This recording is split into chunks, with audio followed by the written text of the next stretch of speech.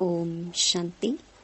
2 नवंबर 2025 अव्यक्त बाप दादा की महावाक्य।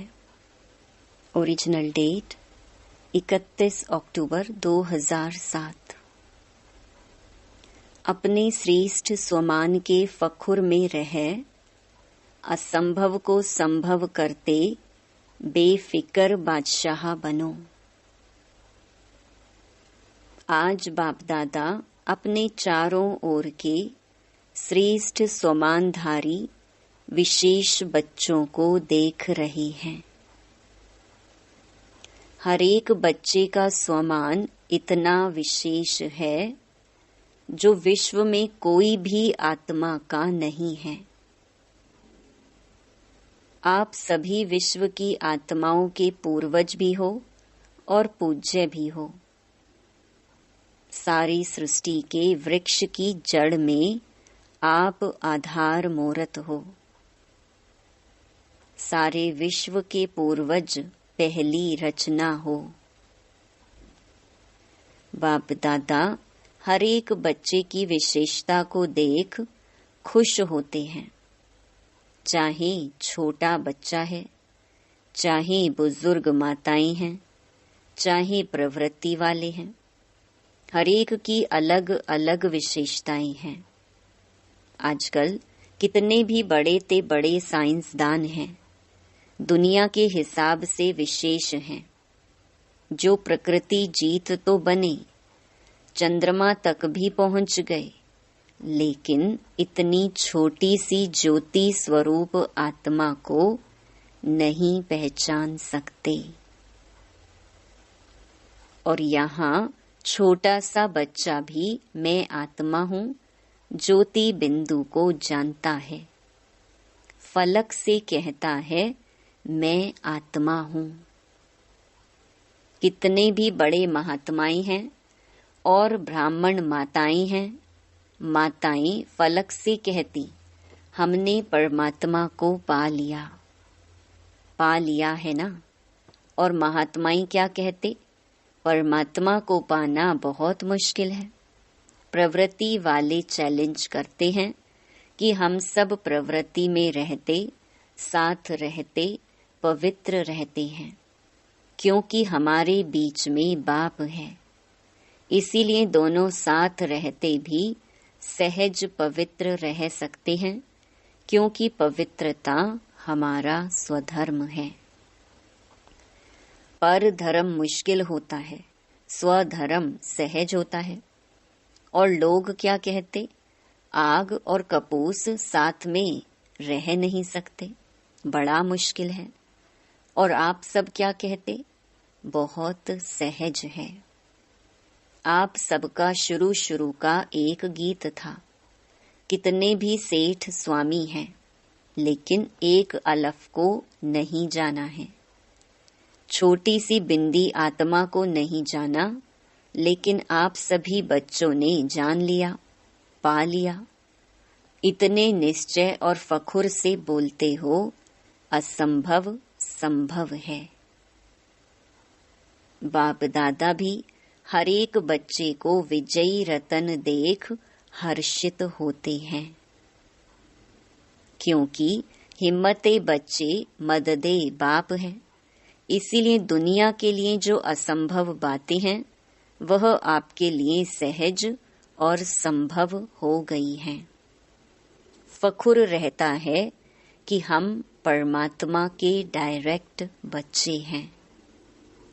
इस नशे के कारण, निश्चय के कारण, परमात्मा बच्चे होने के कारण माया से भी बचे हुए हो। बच्चा बनना अर्थात सहज बच जाना। तो बच्चे हो और सब विघ्नों से, समस्याओं से बचे हुए हो, तो अपने इतने श्रेष्ठ स्वमान को जानते हो ना। क्यों सहज है? क्योंकि आप साइलेंस की शक्ति द्वारा परिवर्तन शक्ति को कार्य में लगाते हो। नेगेटिव को पॉजिटिव में परिवर्तन कर लेते हो। माया कितने भी समस्या के रूप में आती है, लेकिन आप परिवर्तन की शक्ति से, साइलेंस की शक्ति से समस्या को समाधान स्वरूप बना देते हो, कारण को निवारण रूप में बदल देते हो। है ना इतनी ताकत? कोर्स भी कराते हो ना, नेगेटिव को पॉजिटिव करने की विधि सिखाते हो। यह परिवर्तन शक्ति बाप द्वारा वर्षे में मिली है। एक ही शक्ति नहीं, सर्व शक्तियां परमात्मा वर्षा मिला है। इसीलिए बाप दादा हर रोज कहते हैं, हर रोज मुरली सुनते हो ना, तो हर रोज बाप दादा यही कहते, बाप को याद करो और वर्षे को याद करो। बाप की याद भी सहज क्यों आती है? जब वर्षे की प्राप्ति को याद करते तो बाप की याद प्राप्ति के कारण सहज आ जाती है। हर एक बच्चे को यह रूहानी फखुर रहता है, दिल में गीत गाते हैं, पाना था वो पा लिया। सभी के दिल में यह स्वतः ही गीत बजता है ना, फखुर है ना। जितना इस फखुर में रहेंगे तो फखुर की निशानी है बेफिक्र होंगे। अगर किसी भी प्रकार का संकल्प में, बोल में या संबंध संपर्क में फिक्र रहता है तो फखुर नहीं है। बाप दादा ने बेफिक्र बादशाह बनाया है। बोलो बेफिक्र बादशाह हो। है तो हाथ उठाओ जो बेफिक्र बादशाह हैं। बेफिक्र हो या कभी कभी फिक्र आ जाता है, अच्छा है। जब बाप बेफिक्र है तो बच्चों को क्या फिक्र है? बाप दादा ने तो कह दिया है, सब फिक्र व किसी भी प्रकार का बोझ है तो बाप दादा को दे दो। बाप सागर है ना, तो बोझ सारा समा जाएगा। कभी बाप दादा बच्चों का एक गीत सुन के मुस्कुराता है। पता है कौन सा गीत? क्या करें, कैसे करें, कभी कभी तो गाते हो ना। बाप दादा तो सुनता रहता है, लेकिन बाप दादा सभी बच्चों को यही कहते हैं, हे मीठे बच्चे, लाडले बच्चे, साक्षी दृष्टा के स्थिति की सीट पर सेट हो जाओ और सीट पर सेट होके खेल देखो, बहुत मजा आएगा। वाह, त्रिकालदर्शी स्थिति में स्थित हो जाओ। सीट से नीचे आते इसीलिए अपसेट होते हो। सेट रहो तो अपसेट नहीं होंगे।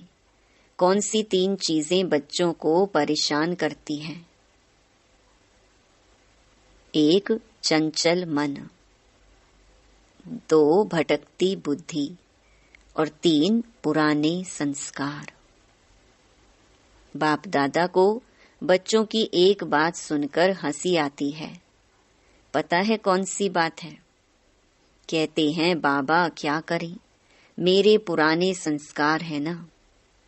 बाप दादा मुस्कुराता है, जब कह ही रहे हो मेरे संस्कार, तो मेरा बनाया है, तो मेरे पर तो अधिकार होता ही है।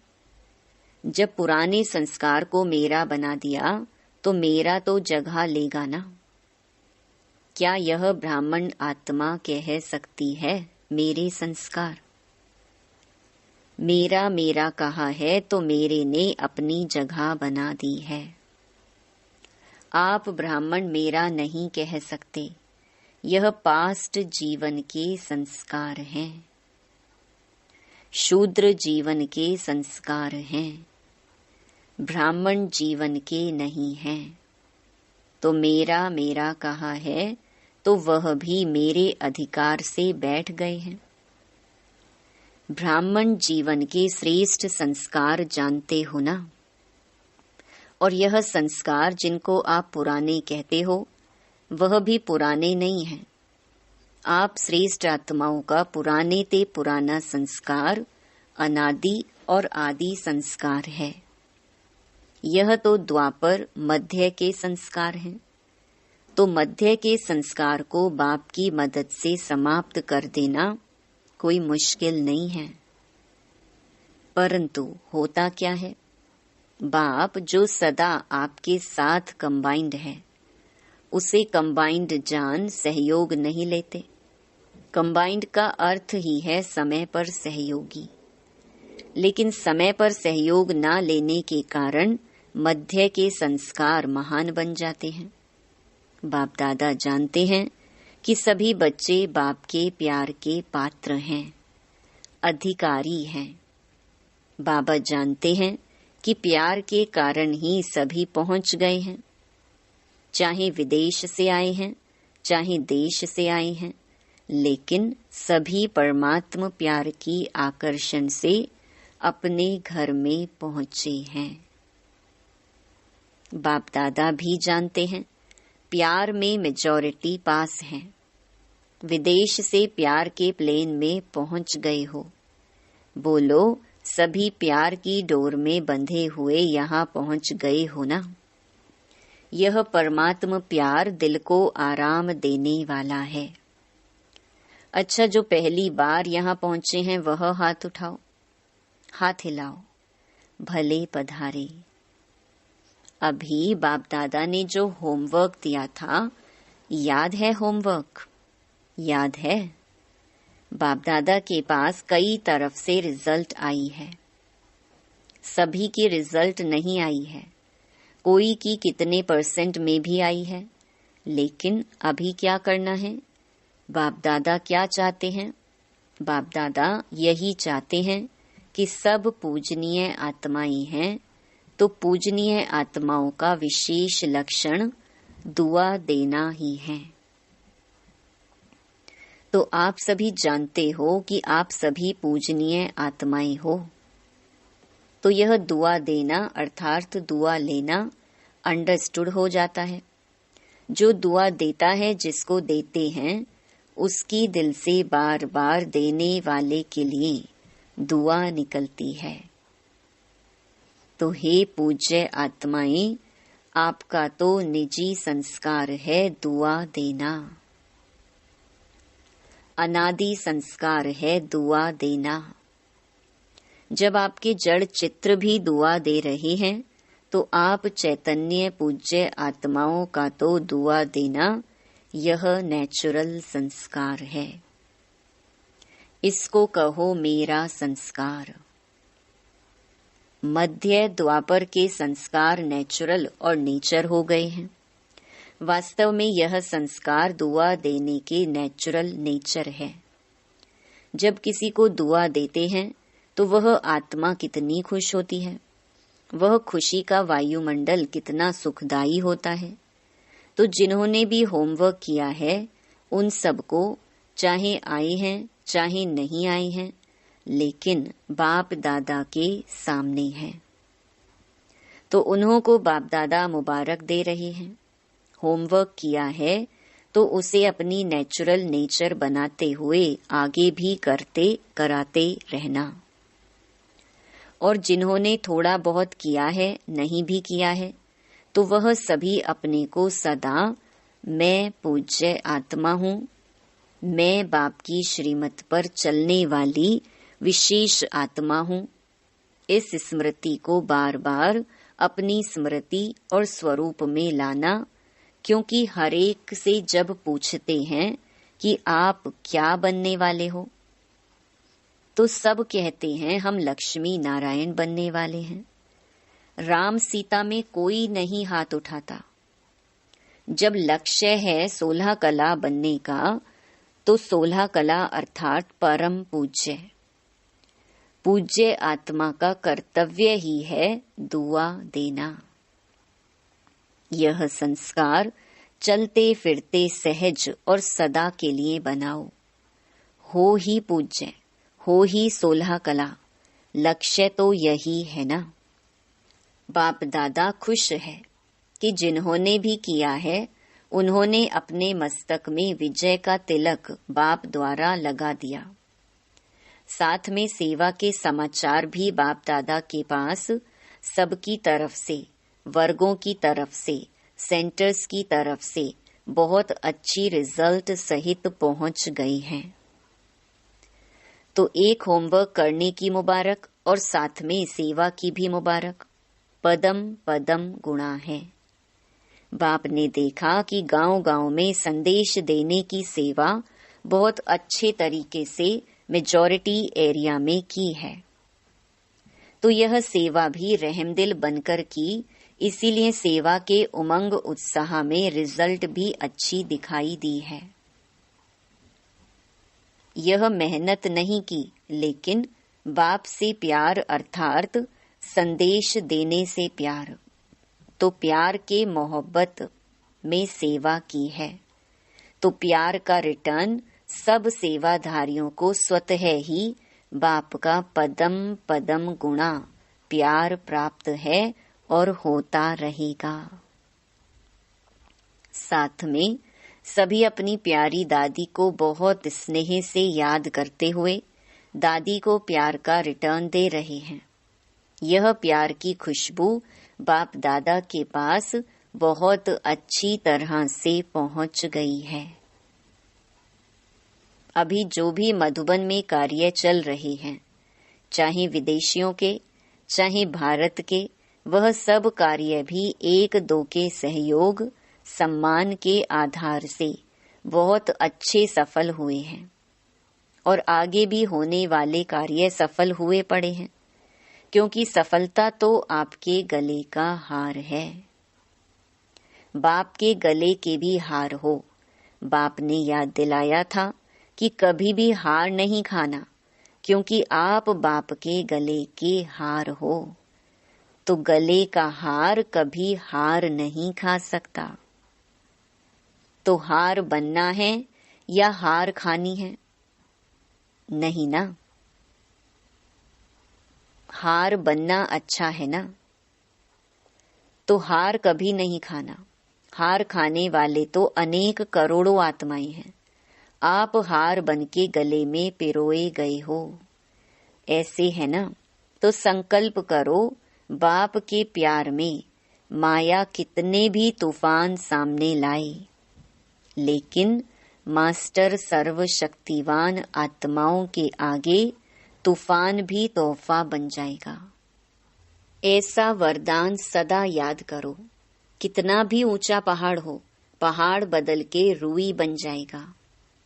अभी समय की समीपता प्रमाण वरदानों को हर समय अनुभव में लाओ।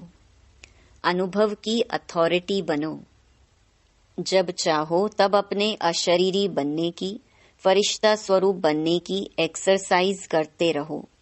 अभी अभी ब्राह्मण, अभी अभी फरिश्ता, अभी अभी अशरीरी, चलते फिरते कामकाज करते हुए भी 1 मिनट 2 मिनट निकाल अभ्यास करो।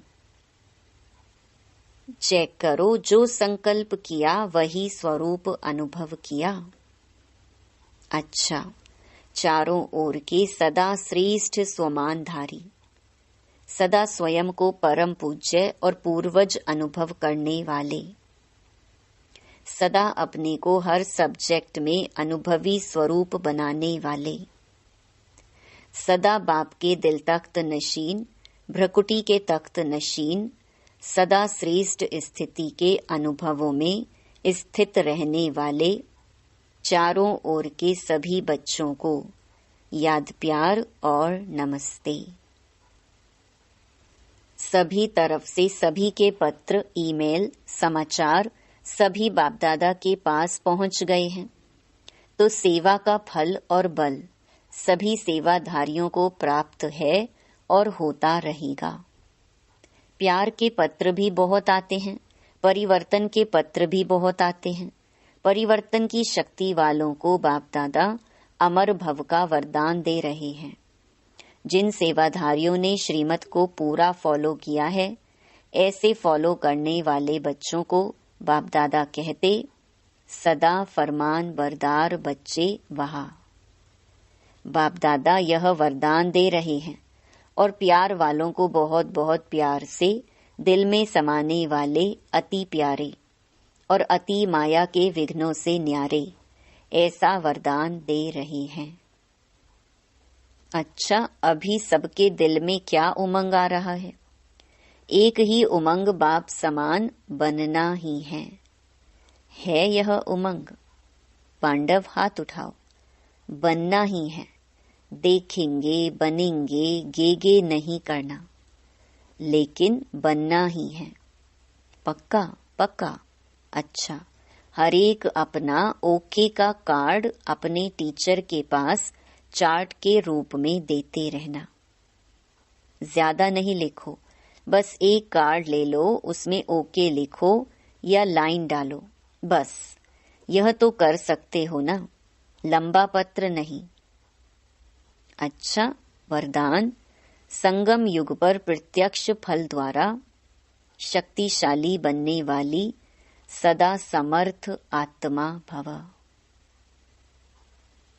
संगम युग पर जो आत्माएं बेहद सेवा के निमित्त बनती हैं, उन्हें निमित्त बनने का प्रत्यक्ष फल शक्ति की प्राप्ति होती है। यह प्रत्यक्ष फल ही श्रेष्ठ युग का फल है। ऐसा फल खाने वाली शक्तिशाली आत्मा किसी भी परिस्थिति के ऊपर सहज ही विजय पा लेती है। वह समर्थ बाप के साथ होने के कारण व्यर्थ से सहज मुक्त हो जाती हैं। जहरीले सांप समान परिस्थिति पर भी उनकी विजय हो जाती है। इसीलिए यादगार में दिखाते हैं कि श्री कृष्ण ने सर्प के सिर पर डांस किया। स्लोगन: पास विद ऑनर बनकर पास्ट को पास करो और बाप के सदा पास रहो। अव्यक्त इशारे: अशरीरी व विदेही स्थिति का अभ्यास बढ़ाओ। जैसे बाप दादा अशरीरी से शरीर में आते हैं, वैसे ही बच्चों को भी अशरीरी होकर के शरीर में आना है। अव्यक्त स्थिति में स्थित होकर फिर व्यक्त में आना है। जैसे इस शरीर को छोड़ना और शरीर को लेना, यह अनुभव सभी को है।